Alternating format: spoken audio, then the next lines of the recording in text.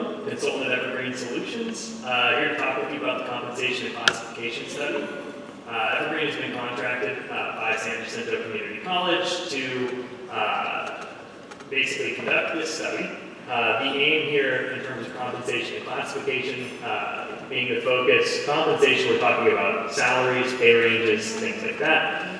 And classification, we're talking about job titles, job descriptions, really anything that's describing the work that you're performing. So we want to make sure that those are up to date and reflecting best practice. So we're going to spend a little bit of this presentation talking about what exactly we're going to be doing throughout this study. And we're also going to spend some time talking about employee participation and how you can make sure that your voice is heard and your concerns are addressed throughout the course of this study. So first off, who are we at Evergreen Solutions? We are a national public sector consulting firm. We've worked in 46 states. We've conducted more than 800 of these compensation and classification studies.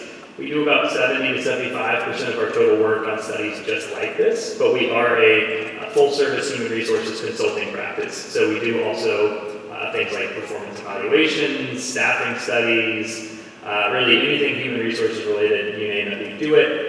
But like I said, the focus of our work is on studies exactly like this. Our expertise is in higher ed institutions, school divisions, local governments, state agencies, and quasi-governmental organizations.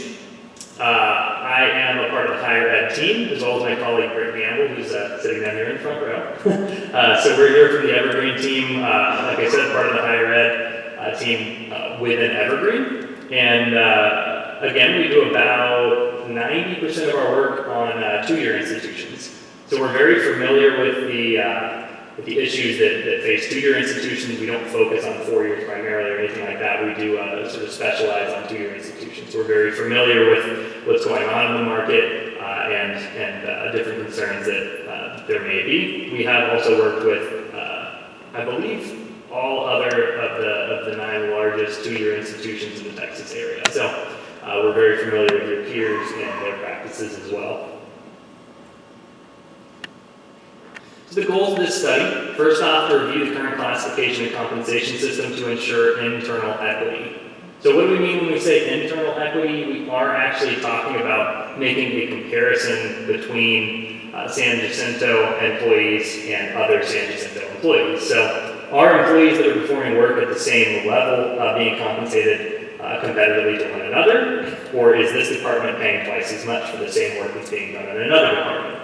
We're also going to be looking at hierarchy within the organization, so employee to supervisor salaries and things like that. Are employees being compensated at a higher rate for that extra level of leadership and responsibility that comes along with that supervisory role, or are we seeing that those salaries are getting compressed and a little bit too close together for those sorts of roles?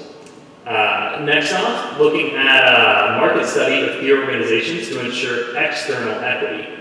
So when we talk about external equity, we are talking about comparing San Jacinto to the other institutions nearby, maybe even other organizations. So there could be comparisons as well to city governments, county governments, things like that. We haven't finalized what the list of target organizations for that portion is going to be yet, and that will be something that we want to speak with you all about in the focus group sessions that we're holding throughout these next few days as well. So that's going to be sort of the external equity portion here. And finally, we want to produce recommendations to provide the organization with a classification and compensation system that is equitable both internally and externally. Those tools outlined above, along with the JATs and surveys, will be used to develop these recommendations. We're going to spend a lot of this presentation talking about what I mean when I say JATs, so we will cover that here in just a second. So looking now at employee participation, first off, attending an orientation session. You guys are doing that right now, so you're off to a great start. Next up, participating in a focus group, which will provide us with employee perceptions of the organization. So we're looking for the things that you value about working for the college, the things that you believe would improve your employment experience. So are there certain things that you wish would change about the employment practices within the college? We want to hear those things straight from you all. While the focus of this study is compensation and classification specifically, if you do have any other concerns outside of those, we're happy to hear those concerns and relay them to human resources and college leadership. Although I will emphasize that our formal recommendations at the end of the engagement will be focused on compensation and classification, but it's still helpful for them to hear those concerns, for them to be aware that here are some of the things that our employees would value being changed. Yes? So are you all citing that current survey that we just completed? I guess I don't know what survey got completed, so probably not. We didn't send out any surveys yet, but okay, so no. That is, what about all survey that we sent? Was it to focus groups? No, this is something as far as how we perceive our college. Okay, I'm seeing some no's from other college employees. Okay. So next here, the next thing on the list here is completing the job assessment tool. This will be sent out to, not all employees, all staff, and some select faculty positions, possibly like program directors and things like that. The job assessment tool will be focused on employee responsibilities, tasks on the job, level of performance, and things like that. So these are not performance evaluations. We're asking about the job that you're performing. What are the responsibilities that you have on the job? What are the different things that you're doing on the job? Things like that. These will be sent out via email to your employee email addresses, and we will be asking you to complete those along with the URL to access the web page and things like that. We'll talk about the login process in a little bit more detail as we move on. Next up, completing the supervisor review and completing the management issues tool for supervisors. Those are both instances that will only apply to supervisors within the college. So if you're not a supervisor, you don't need to worry about doing those per se. But I do think there's still value in everybody understanding the process, just for transparency's sake, so that you're aware, how does your role differ from a supervisor? Maybe you are a supervisor, and you can hear about what those processes entail as well. So an overview of the JAT, or Job Assessment Tool. It's designed to gather information about each job. The JAT is critical to the study because it helps us to determine how work is organized, helps us to determine whether the organization is paying competitively and fairly. It helps us to recommend appropriate pay levels and pay ranges, and to design a new system that is fair and equitable both internally and externally. So if I haven't directly said it, the JAT is very important to this process. We are relying on you all to provide us good information in terms of what are your responsibilities on the job, what are the tasks that you're completing on a regular basis, that we can get a very good understanding for your position. This can be helpful for us in terms of identifying areas in which a position may have changed drastically enough to justify a class title change or a pay grade change or things like that. So this is very directly tied to the process that we're doing here, and can be very helpful for us in terms of gathering information directly from you about your position. So JAT completion. The JATs will be available online 24 hours a day, 7 days a week during the active survey period, and they can be completed from any computer with internet. Each employee will be assigned a unique ID number through their work email. Like I said, you'll receive those emails directly from us. There will be a URL where you can access the website, and your unique ID number, you just type that unique ID number, you log in, everything like that, and you'll be able to complete the JATs. The JATs will be available for about 2 weeks starting on Monday, November 14th, and the supervisor reviews will last for about 2 weeks and will start immediately following the completion of the employee JATs. Now what I want to point out here is when you log in, you will have the option for both the employee JAT and the supervisor review. Everyone is going to select the employee JAT option first and complete their own employee JATs. You'll do this whether you're an employee, a supervisor, anything. Everybody's going to start with the employee JAT. You'll then receive a separate email from us once the supervisor review is open, those of you who are supervisors, and at that point you'll be able to access the supervisor review. If you try to access the supervisor review right away, you'll be brought to a broken link. You won't be able to get in. So I'm just letting you know right now, that is the process and what will happen if you try to access the supervisor review early. So looking at the JAT content, this is broken down into 5 separate sections here. Section 1, job overview, type of work performed, and education and work experience. Section 2, essential job functions.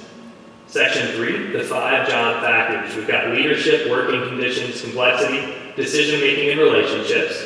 Section 4, equipment and machinery. And Section 5, physical abilities. So, once you receive that email from us, if you click the URL, you'll be brought to a web page that looks exactly like this. You type in your unique ID number, and you should see your last name pop up in the name confirmation window below. You can click the continue button to log in, and you'll be brought to this next page. Now this is the launch page I was talking about when I said everyone will select the employee JAT option first. That's where you go to complete information about your position. At a later point in the process, you'll be able to select the supervisor review option if you're a supervisor, and you can go review your employees' JATs. So once you select the employee JAT option, you'll be brought here. These are the 5 separate sections that we just outlined a moment ago. We're going to look at each one in detail, but I do want to mention that you are able to bounce back and forth between these sections. You can go back to a section as many times as you want. So, you can go in and do half of a section, click the save button, complete some of the other sections, realize, oh wait, I forgot something in that section, go back. Whatever your workflow is, you're welcome to complete it in any order you see fit. You can access these different pages as many times as you need in the active survey period. Just make sure you click the save button at the bottom of the window each time that you're going to move on from one of these pages. So looking first at the basic job information, once you select this option, you'll see your first and last name pop up as well as your job title. Now what I really want to draw your attention to is this middle square. This is the primary focus of this basic information portion, and we are going to be asking for you to provide us maybe 3 to 4 sentences about your job and the work that you're performing on a regular basis. So just sort of high level, what was your position created to do, what are your main responsibilities, things like that. So you might talk about what's your area of focus. So if you're an accountant, are you focused on accounts payable or accounts receivable? Maybe you're focused on the budget specifically, things like that. You can let us know that sort of information in this section, and you can almost think about it like the information you would expect to read on a job description or something like that. Yes? So is it what our job description is existing, what we actually do, or what we're expected to do? Yeah, so I'll repeat the question just for those who couldn't hear. The question essentially was, are we looking for the information your job description says, or are we looking for information on what you're actually doing on a regular basis? And yes, we are looking for information on what you're doing on a regular basis. We are going to be getting the job descriptions, and I believe actually we've already received job descriptions from the Human Resources Department. So we already have access to what the job description says you're doing. The main focus here is we want to get a good understanding for what are you actually doing? How does that differ from the job description? Are there updates that need to be made to the job descriptions? We're aware with many institutions we work with that some positions get job description updates very regularly, and some maybe haven't been touched in 20 years or so.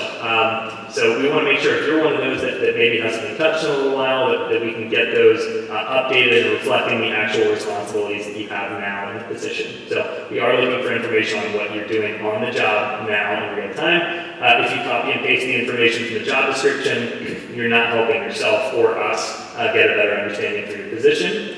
Of course, if your position is exactly as described in the job description, maybe you could do that, but we would really just ask that you write, just a few of your own sentences about the work that you're performing. Below that option there, we have the supervisory responsibilities, where you can indicate if you're supervising other employees either directly or indirectly.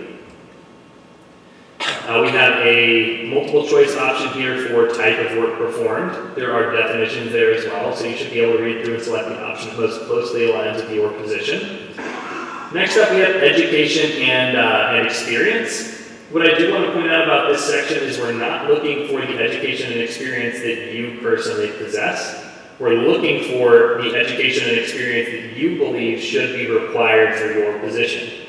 So maybe you hold a bachelor's degree, but if you believe that your position should only require an associate's degree, you would indicate associate's, not the bachelor's degree that you hold. That is written in the directions above it, so you will have a reminder as you get to that section, but that's what I wanted to emphasize there. Same thing with experience. Maybe you have 10 years of experience, But if you believe your position should only require 2 or 3 years of experience, you would indicate that 2 or that 3 number rather than the 10 years of experience that you personally hold.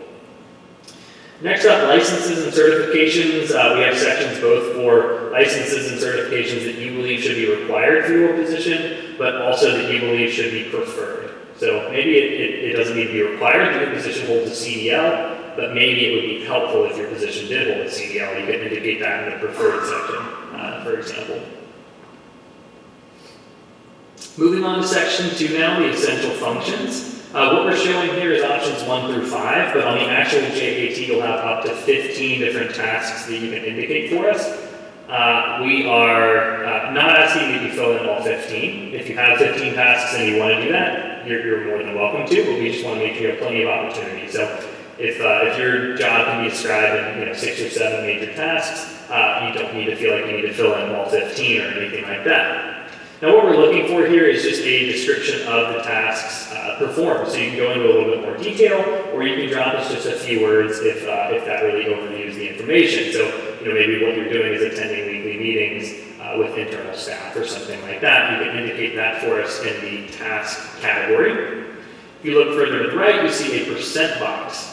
We are looking for the estimated percentage of your time that you spend on this task. So in a perfect world, we're looking for all these tasks to add up to 100% of your total time spent working. But you don't need to sit there with a calculator and make sure it's perfect or anything like that. Really, what we're looking for is that if you indicate something takes a larger percentage of your time, then you indicate a larger number in that box. And if it's something that you're doing, for 1 hour once a month, that you would indicate a pretty small percentage of your time in that scenario.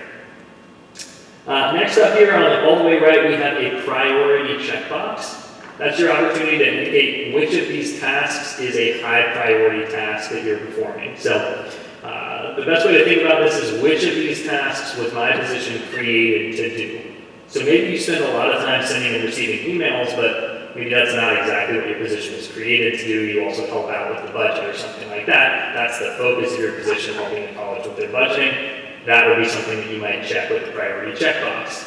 Now you can indicate multiple tasks as priorities, but we ask that you don't indicate every single task, as that essentially just means that none of them are the priority tasks. So please indicate for us which, one or a few tasks are the highest priority tasks for your position. Moving on to section 3 here, we have the 5 job factors. So starting off with leadership. At the top of the list, we see one that says, I follow specific directions provided by my supervisor, and I receive feedback on what I do. So this is a relatively low level of leadership here. This is somebody that's going to their supervisor, finding out what their next task should be, performing that task, going back to their supervisor to find out about their next task, things like that. So this is a relatively low level of leadership. They're being led every step of the way. They're not the one providing the leadership. If we look a little bit further down the list, we see I oversee the work of a team engaged in providing specific services. So this might be something like a manager, director, possibly even a supervisor position or something like that. But you see it is a specific set of services. It is a team of individuals. This is not something that applies to all employees in the whole college. This is also not something where somebody's deciding their own tasks. They are providing leadership for others. So keep that in mind. And finally, at the very bottom of the list, we see a couple options that use the terms the organization.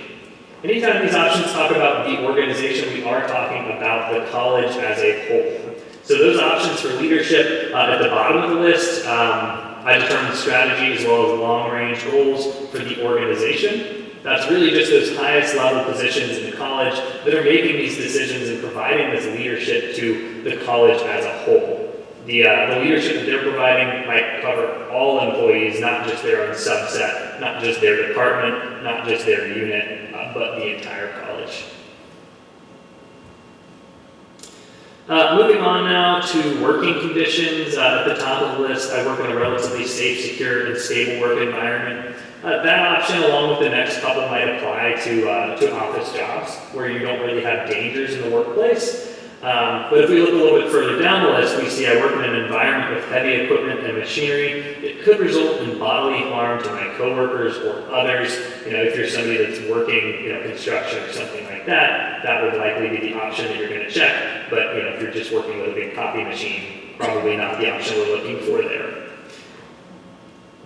Moving on, we have multiple choice options here for complexity, for decision making, and for relationships. We're not going to go through each one of those options individually, but I do just want to indicate that you are going to read through all the options and select the checkbox of the one option that is the closest fit for your position. So you might not have one of these that perfectly describes your position, but select the one that seems the most close. And there also will be a comment section listed with each one of these different options. So you can check the box of the one that you think is closest. You could leave us a comment and say, hey, I checked the third box down, but I think also the fourth box down is pretty close to my position. I wasn't really sure which one to check. Something like that. We do read all the comments and we take those into account along with the information that you provide in the boxes that you check. So all the information will be reviewed by real people at Evergreen, so it's all helpful for us. So please feel free to utilize those comment sections. It just helps us get a better understanding for your position and your responsibilities. So moving on now, we have equipment and machinery. So unlike the previous section where you're just selecting the one closest fit, here you are going to check the boxes of any and all pieces of equipment and machinery that apply to your position. Now, if it's something that you've used maybe one time in your 10 years working for the college, that's probably not something that's really required for your position. It's just something you happen to use one time. So think about this in terms of what equipment and machinery am I using on the job regularly within my position. Now, again, if you don't see some equipment and machinery that you're using on a regular basis, you can leave that for us in the comments box. That helps us get a good understanding for additional requirements that your position might have. Because some specialized equipment probably isn't going to be listed on here, but most of the everyday office stuff you'll see there. Now, section 5 here, we're on to physical abilities. So, what I want to emphasize again is that we are talking about physical abilities that you believe should be required for the job, not physical abilities that you personally possess. So, as an example, I am standing and I'm able to walk, but I don't necessarily need to be able to stand or to walk to do my job. If I was on crutches or in a wheelchair or something like that, I could still be doing my job. So I would not check those boxes even though I can physically do those things.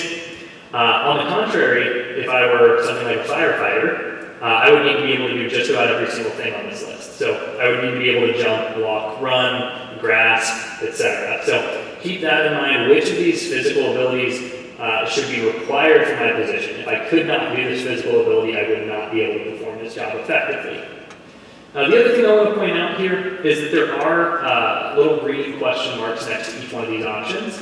If you hover your mouse over those green question marks, there will be definitions provided for each one of the options. So the majority of them, I believe, will be pretty straightforward, like standing and walking. I think we all know what we're talking about there. But there are some that get a bit more specific. So there is differentiation here between hearing 1 and hearing 2. So you can hover the mouse over those to see, what's the differentiation there. How do I know if I need to check one or both of these boxes or neither? So please do keep that in mind. Those should answer any of your questions about the specific physical requirements for a job.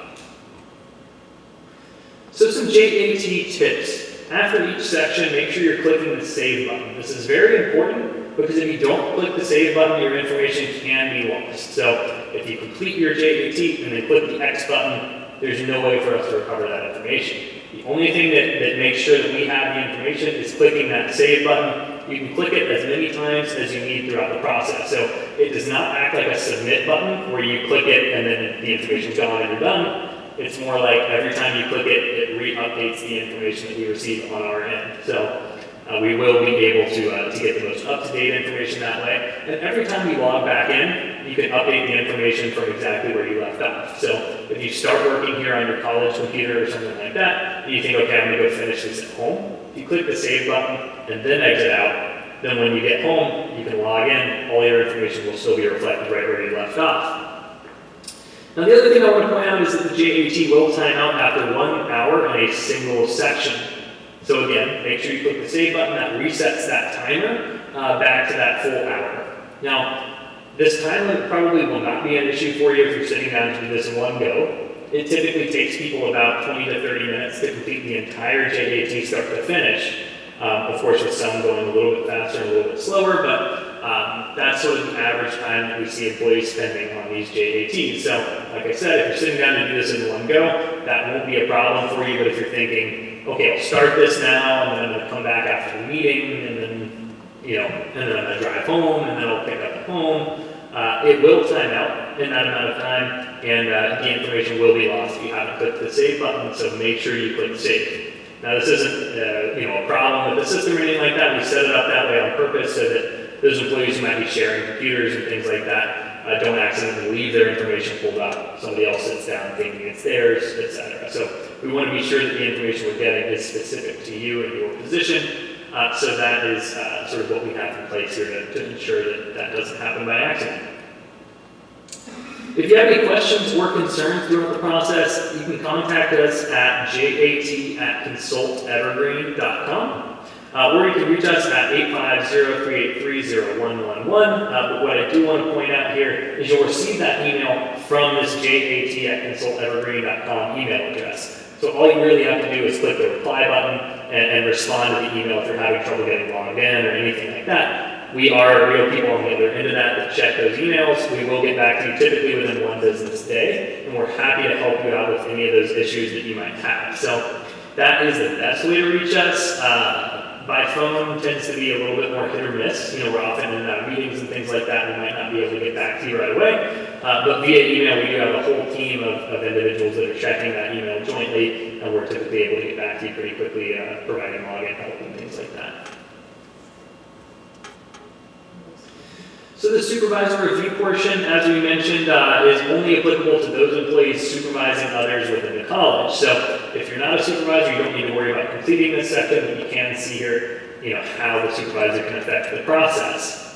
So the first thing I want to point out is that a supervisor cannot change the answers of an employee. So you don't need to worry that you're going to type, all this important stuff about your job, and then your supervisor is going to come in and erase it all or anything like that. They can't change the information you provide at all. We will see exactly what you submit to us. The only thing a supervisor can do is indicate to us that they agree or disagree with the information provided by the employee and leave additional comments. So we do see somewhere between 90 and 95% agreement between employees and supervisors. So it's not all that common to see disagreements between employee and supervisor, although we hear employees worried about that more often than it really happens. And typically, the disagreements that we hear are very minor in nature. So, yes, I disagree with the information provided. They said option 2 is the highest priority, but, really option 3, I think, is the highest priority for them, or things like that. So, I did want to mention that there. We don't typically see a ton of large disagreements. But in the instance that we do see a large disagreement that we're unable to get to the bottom of just by reading the information provided by both employee and supervisor, we will reach out to both the employee and the supervisor to make sure we get a good understanding of where this disagreement lies. We do not just go with what the supervisor said and throw out what the employee said, or vice versa. So we will make sure that we get to the bottom of those issues, although, like I said, it's very uncommon that we have something of that nature. The supervisor's review period begins after the employee JAT is complete. Supervisors will receive a separate email from us. It will be the same login information you received the first time. So I did want to mention that as well. Same URL, same unique ID and everything like that. You'll just select the supervisor review checkbox instead. So looking at the supervisor review itself here, this is an example of an employee with a supervisor with 8 employees that they supervise. So each one of these boxes at the bottom represents an employee JAT. If you select one of those different boxes, you'll be brought to that employee's JAT. As you can see here, there's no way to edit the text at the top. That is the information provided by the employee.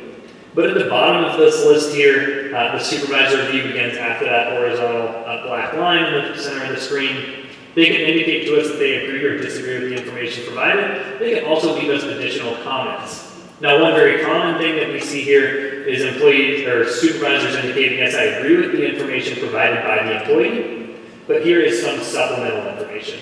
So everything they said is accurate, but they also have these additional responsibilities that maybe they haven't been trained on yet for their position, but they're going to be trained on those soon. Or they may have forgotten, but they also do these other 3 things or something like that. So that's stuff that gets indicated to us very often in this process. Now we're just showing this for section 1 here, but there will be supervisor review options for all 5 of the sections provided. So the supervisor will go through that process for each one of their employees, and then they'll come back to this page after they've completed all those, and they'll have the click to go to management issues tool option here, that green box in the center. So we haven't really talked about the management issues tool yet in this process, so let's do that now. So the management issues tool is helpful for a variety of different things, but really it's an option for a supervisor, manager, or any other employee that supervises others within the college to indicate to us if they're aware of an issue, specifically a comp or a class issue. So they can indicate to us that, hey, we have a classification called janitor within the college, but really they're doing a lot of other maintenance work. They're doing repairs, they're doing higher level work than just sanitation sort of stuff. I believe they should be reclassified from janitor to maintenance technician. That would just be one example that could be indicated to us here. Now they might also say, in addition to those additional responsibilities and everything like that, and changing the job title, I believe they should also be moved to a higher pay grade to reflect the increase in responsibility. They're doing all these extra things, we should be compensating them for that. So the supervisor can indicate that for us here as well.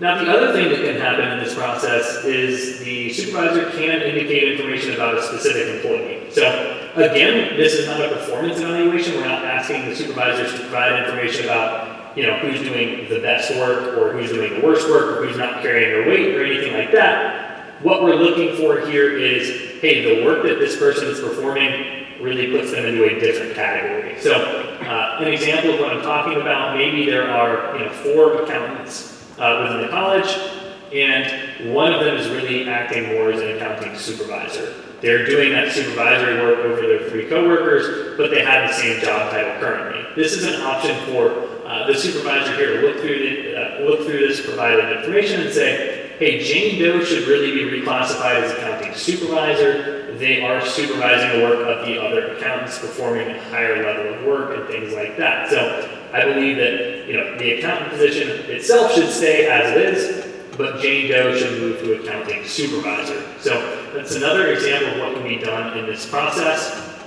This is the second page of the process as well, where I did want to point out that if any of our pre-constructed options do not touch on sort of the issues that you wanted to point out to us, again, there is a comments box at the bottom where you can indicate to us anything else that you think is valuable for us to know about the position or the individual that you've provided information on so far.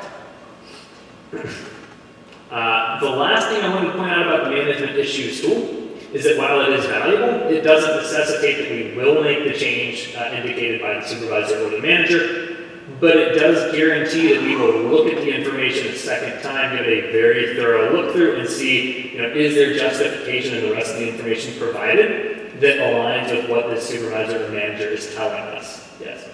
So all this is still on the management side, but what about the staff side where at one time we did our last reorg, they put everybody in all tier A's, which puts all in one. So will we be able to also suggest the time change on ours? Yes, during your JAT process, you're welcome to leave that in the comments and things like that, but I would indicate that probably the best way to get that information to us is speaking to a supervisor about providing that information in the management issues tool entry. There will also be focus group sessions that are open that we're hosting actually just after this.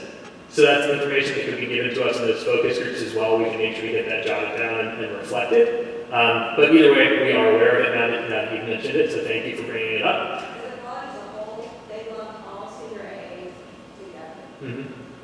Which is not right because you have people in the business office, and we all have the same job description, of course, but you have people in the business office or a district office that don't interact with students, and there's different levels Mm-hmm. that we really need to have. Yeah, absolutely. Well, thank you for mentioning that. And yeah, I think the best way to go about that is making sure it's mentioned in a focus group session, as well as you've mentioned it here.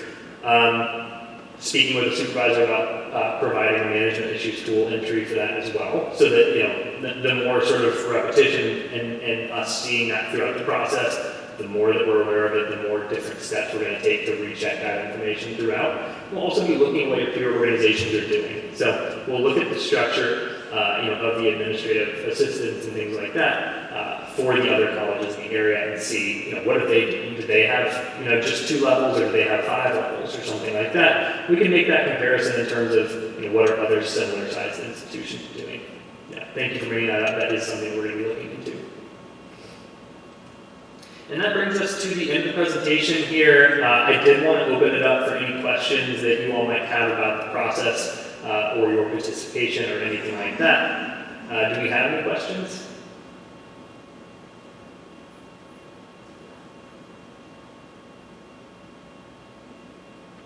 So the focus groups, will those be broken out by area, job, how does it be? Yes, I believe the focus groups are broken out into one focus group for supervisory level employees and one for non-supervisory employees. So if you're supervising other employees, you would come to the supervisor section, and if you're not supervising other employees, you would come to the non-supervisory. Will those be broken down in smaller subgroups or not? Like, this is smaller, and there's all our staff that's non-supervisory. Mhm. Will those be broken down in smaller groups or? I believe they're just broken up into large groups, but typically you don't see, you know, we're not going to see 100 people show up typically.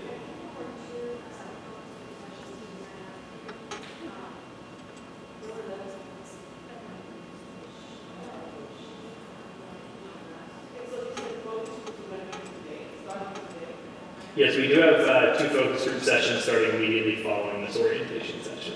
Where are those things? They're right here. Right here? Mhm. Oh, okay.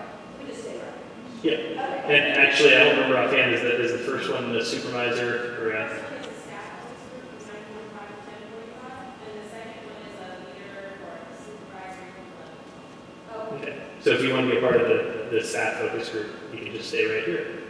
I think there's a 15-minute gap between the end of this session and the next one. This session technically ends at 9:30, so I think that means the other one would start at 9:45. So you're also welcome to. it's a small group, so now we're right about how many didn't know. I'm also a staff member, Mhm. so.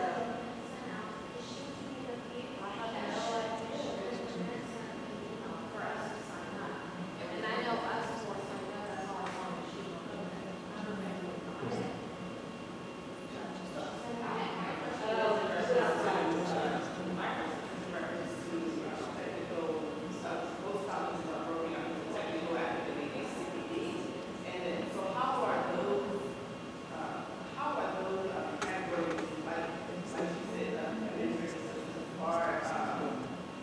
coordinators, like there's some of the coordinators in each one of those categories that are different levels. But how are you guys going to then evaluate those documents and then determine what level would require that position? And how does that coincide with the salary range that we offer?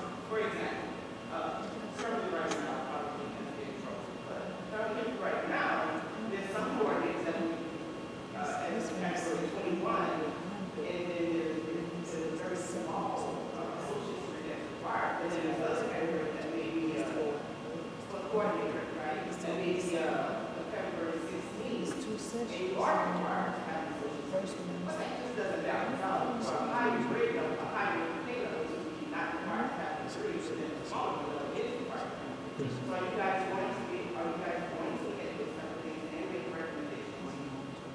About that sort of. Yeah, so that's a great question. I can't guarantee what the results are going to find, but I can tell you that yes, we are going to be doing that. So we are going to look at these positions on an individual basis. In the market today, there is often justification for two positions holding the same level. So coordinator, for example, being in different pay grades based on the sort of market responsiveness of the area, the requirements of the field, things like that. So we will be looking at sort of market conditions. What are we seeing in the market? We will also be looking at just general HR best practice. So even if something, if we see a practice by your peer organizations that we don't believe would be best for this college, we're not just going to implement it because that's what your peers are doing or anything like that. We will look at the information very carefully in terms of determining, what the requirements should be and minimum qualifications. The pay grade information, where should these positions be? Is there justification for that large gap? I believe you said a pay grade 16 and a pay grade 21. Or is there more justification for those being brought closer together one way or the other? So we will be looking into that information by gathering market data directly on those positions, looking at general HR best practices for those positions, and lastly, by using the JAT information that you all provide. So if what we see is that, all the coordinators in this area say our position really needs to require an associate's degree, but currently they don't, that's a good indication for us that, hey, maybe this requirement should change. Or vice versa, maybe the coordinators that are in the position that requires an associate's currently say, hey, there's no reason we need an associate's. This should just be a high school diploma required or something like that. That lets us know, are there patterns that we're seeing in the data? Is everybody in this area indicating one thing or another? Again, just because something's indicated in the JAT does not mean that we're guaranteed to make that a recommendation. But that does indicate to us that the employee in this position believes this should be a requirement. That's good, valuable information for us, and we will definitely take a close look at that information. Back on what she was saying, so there's a general job description, but once there's postings made, those can be tweaked in any way by that supervisor. Therefore, two different campuses, we'll just do it simple, two different campuses can have the exact same position, but write that differently. And offer differently. Even though, they can do it the same way. And it's another problem we have where people from outside can come and negotiate their salaries, whereas we're stuck where we're not. So those are some of the other concerns that the staff has, is how do we renegotiate our salaries? Will there be changes? What can we do? There's no growth for a certain position, well, for pretty much any position. There's no transferability from one position to another. I can preface this by saying, I would say AA. I'm labeled as senior AA. She's labeled as senior AA. She's over the department. We're in the same band. Therefore, she wouldn't want to come to my position and change to what we perceive as a higher position because it was super good. Those are our issues we're having just as a here. This has nothing to do, and this goes beyond us. You can look at IT. IT is requirements from one supervisor to another.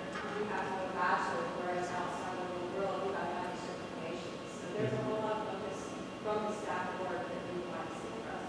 Yeah, absolutely. And that is going to be a large focus of the analysis that we're doing. So the best thing that you can do for us is providing that good information on the JAT so we get a good understanding of the differences in these different positions. And we can make a good judgment about, is there justification for these being broken out into separate categories, or are we really just seeing one level of work, things like that. That really can help us out with making that analysis. That will be a major focus of what we're doing here. What I will say in terms of some of the policy stuff that you mentioned, we might be providing some recommendations in terms of general policy initiatives, but that's not going to be the focus of our analysis. The focus of the analysis is going to be on job responsibilities, job titles, and pay ranges and salaries, employee salaries. But we will be looking at things like, spacing out employee salaries across the ranges and things like that. So if we're finding that employees that are coming in with no experience are being placed further along in the range than employees with 20 years experience or something like that. That is something that we're going to be looking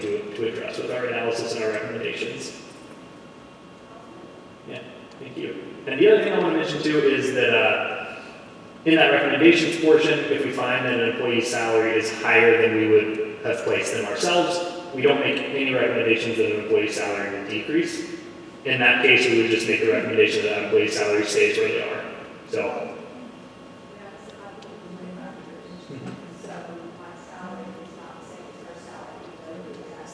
right.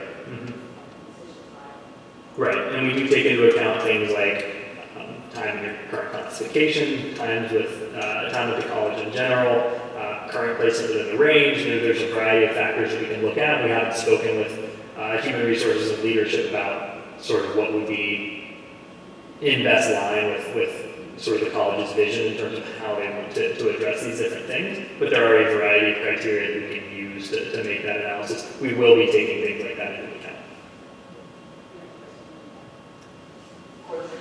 Oh my gosh. Your agency works with other community colleges in the area, right?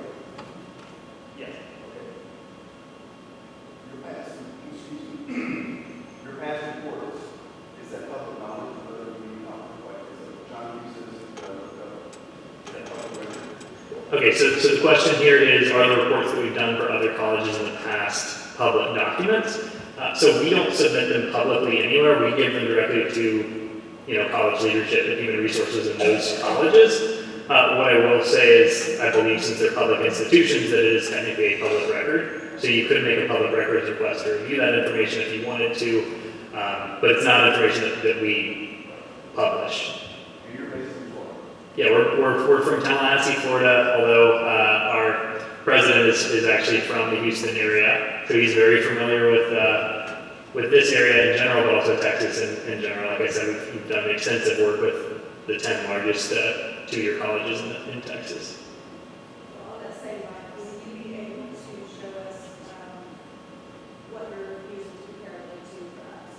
Will we be able to see that data? We haven't spoken with human resources and leadership in terms of what information they plan to share and not share from the project, so I can't say exactly what the end goal is in terms of what will be shared. Now, I'm not saying it won't be. I'm just saying we haven't had those conversations yet in terms of what will be passed on to employees and what won't be. We would like to see. Okay. There's all kinds of requests to see the transparency of the data that's gathered, and we haven't been provided with that in many cases. So that is something that we would like to see. Yeah. Okay, thank you for letting us know. And again, if you don't mind repeating that for us in a focus group as well, that's helpful for us to get that written down and reflected, and we can pass that on to them and say, hey, there's extensive, there is a lot of interest from employees in seeing the results that come from this study. Yeah, thank you. Any other questions or comments? Oh, thank you. We're excited to be here.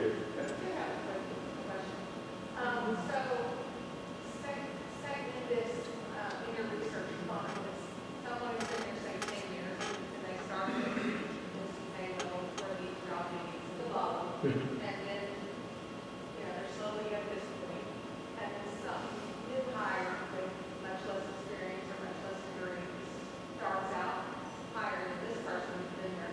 Is that something y'all study as well, as to why that happens, or where, and will that be a recommendation, or is that something y'all look at, or just kind of look at everybody's jobs and say, this is what the market compares to? Yeah. Yeah, so that's a great question. We do look at things like that. We will, one of the first steps that we're going to do is providing to the college and human resources what we call an assessment of current conditions.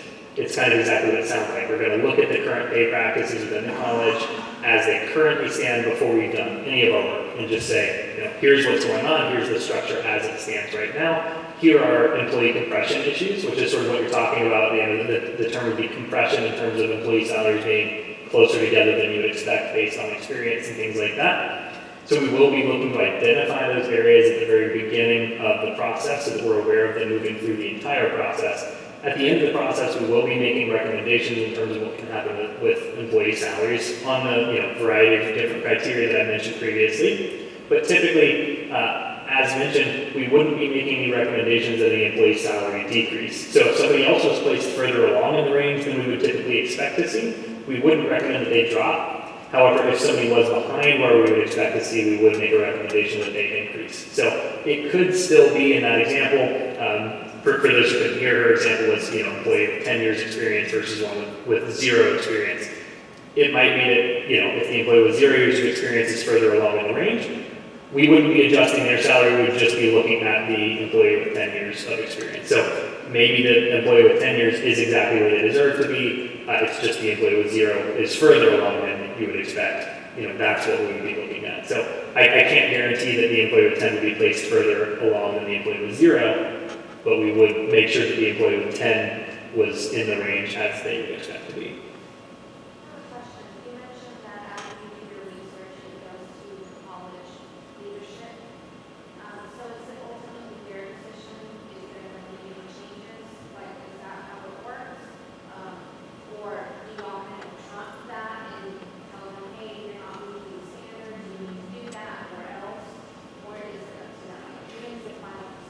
Yeah, so that's a great question. We are just consultants making recommendations. So nothing that we say is guaranteed to happen or anything like that. What we find is that typically institutions are looking to do what's best for their employees, but unfortunately, there are always budget constraints. So if there were no budget, we find just about every college leader we meet with says, you know, we would like to be paying our employees, you know, give everybody a $10,000 raise, and you know, everybody would like to do those things, but there are very real world constraints. So it's really the leadership is working with employees to try to figure out, you know, with our limited resources, what's the best way that we can spend this money. You know, if we have, you know, $10, how do we, you know, do we give everybody, you know, 5 cents?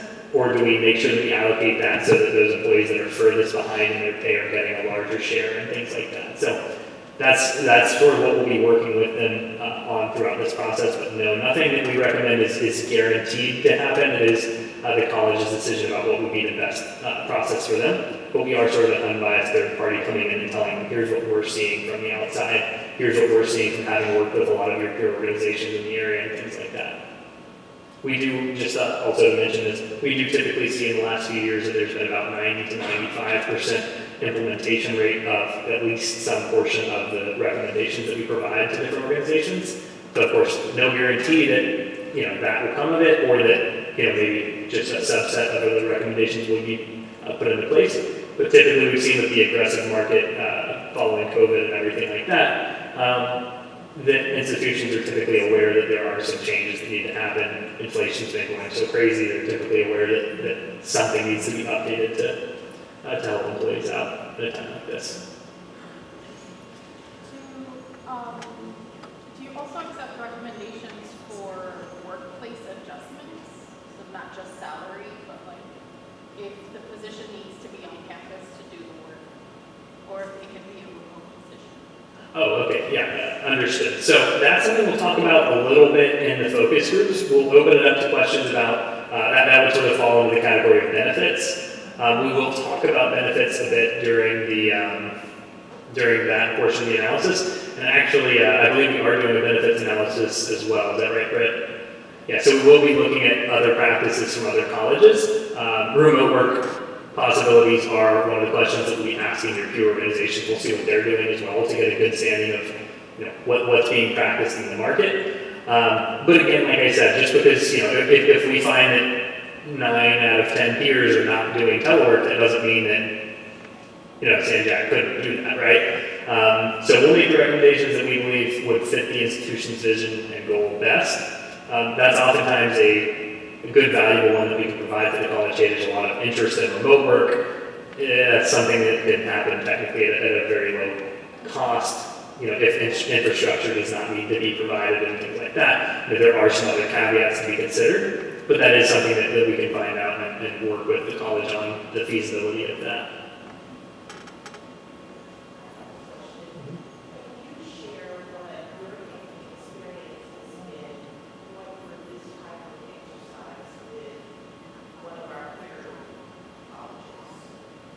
Yeah.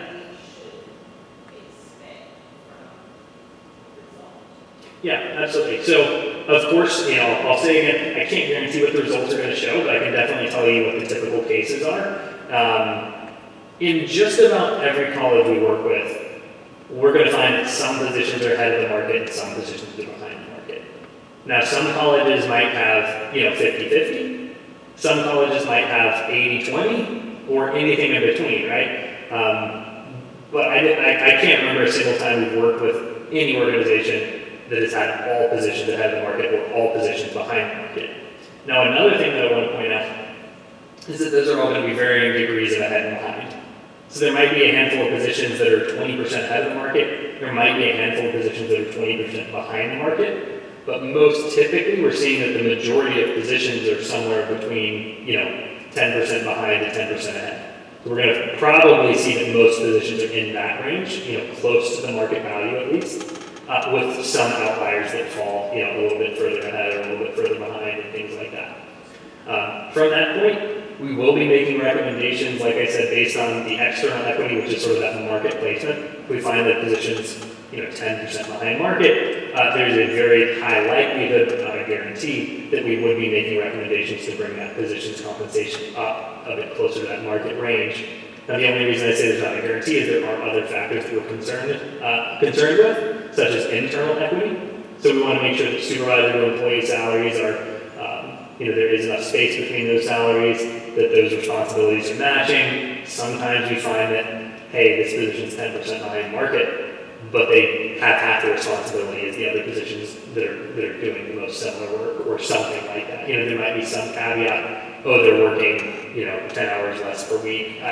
There's a million different possibilities of what and why we can find things. But what I do want to emphasize is that we are focused on both the market placement, but also the internal equity within the college. About actions taken, as far as there's an overlap in responsibility, or if you find a position should be at a higher pay rate. Would you recommend, or is that up to the organization to determine if employees may apply for positions?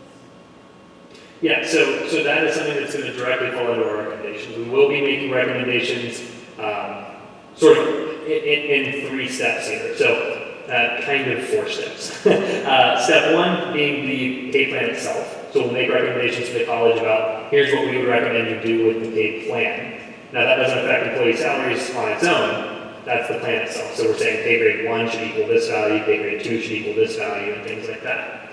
Step 2 would be actually identifying classifications within those pay grade structures. So should the accountant be in grade 9 or grade 10 or grade 12? Where in that range should this classification fall? We'll make those recommendations for each and every position as well. And finally, we will be making recommendations on the individual employee level, based on the criteria that we have outlined in our study. Here's where this employee's salary should fall within that range. Then finally, the sort of 4th step that I mentioned is we will be providing additional recommendations for the college in terms of maintenance of the system and administration of the system. So how do we keep up with this system moving forward? If we were behind the market and these set of recommendations would catch us back up to the market, how do we make sure that we don't fall behind market again? Or if we find in the survey, hey, the college is actually ahead of the market, how do we make sure we maintain that competitive advantage that we have now moving forward, and that we don't find ourselves falling behind the market in the next couple of years? So we will be providing those additional recommendations to the college. Will there be anything good about growth and transfer from college? As far as like transferring positions from one to the other and like promotion and things like that. Yeah, so we will include some recommendations that touch on those in terms of, here's what we typically see in terms of promotion policies and transfers and things like that. So we will be providing some recommendations just on general policy practice for those areas. And we are right at 9:30 now. I want to make sure we're respecting everybody's time. So thank you all for being here. If you have any additional questions, I will be here. So feel free to come talk to me after the presentation. I want to make sure everybody has the chance to get out of here on time. Thank you all for being a part of this presentation. We hope to see you in the focus groups, and we look forward to reviewing the information you provide in the JATs. Thank you.